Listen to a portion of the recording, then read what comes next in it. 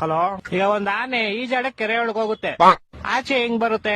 ಈಗ ಹೆಂಗ್ ಬರುತ್ತೆ? ಹೆಂಗ್ ಹೋಗಿರುತ್ತೋ ಹಂಗೆ ವಾಪಸ್ ಬರುತ್ತೆ. ಇಲ್ಲ ಲೇ, ಮತ್ತೆ ಯಾವ ಆಗ್ಬಿಟ್ಟು ಆಚೆ ಬರುತ್ತಲೇ? ಹೊಟ್ಟೆ ಎಷ್ಟು ಉರ್ಸ್ತಾವ್ರೋ ಆ ಭಗವತ್ನ ನೋಡಿದ್ರೆ. ಒಬ್ಬ ಹುಡುಗ ಪ್ರತಿ ವರ್ಷ ಅವ್ನ್ ಬರ್ತಡೆಗೆ ಉಂಡಿಗೆ ₹1 ಹಾಕ್ತಿದ್ನಂತೆ.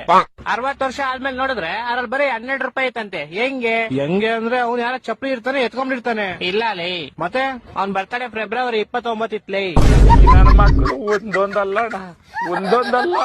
ಓಕೆ, ಲಾಸ್ಟ್ ಅಂಡ್ ಫೈನಲ್ ಕೇಳ್ಕೊಂಬಿಡು. ಹೇಳು. ಒಬ್ಬ ಹುಡುಗಂಗೆ ಹೆವಿ ಶುಗರ್ ಇರುತ್ತೆ, ಡಾಕ್ಟರ್ ಅವ್ನ್ಗೆ ಸ್ವೀಟ್ ಬಿಟ್ಬಿಡು ಅಂತ ಹೇಳ್ತಾರೆ. ಅವನು ಲೈಫ್ ಪೂರ್ತಿ ಸ್ವೀಟ್ ತಿನ್ನಲ್ಲ. ಯಾಕೆ ಹೇಳು?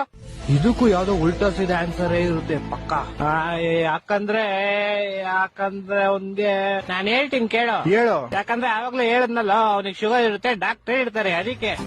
ಹೊಟ್ಟೆ ಎಷ್ಟು ಉರ್ಸ್ತಾವ್ರೋ ಆ ಭಗವತ್ನ ನೋಡಿದ್ರೆ. ಸರು ನಾಶ ಮಾಡ್ಬೇಕು.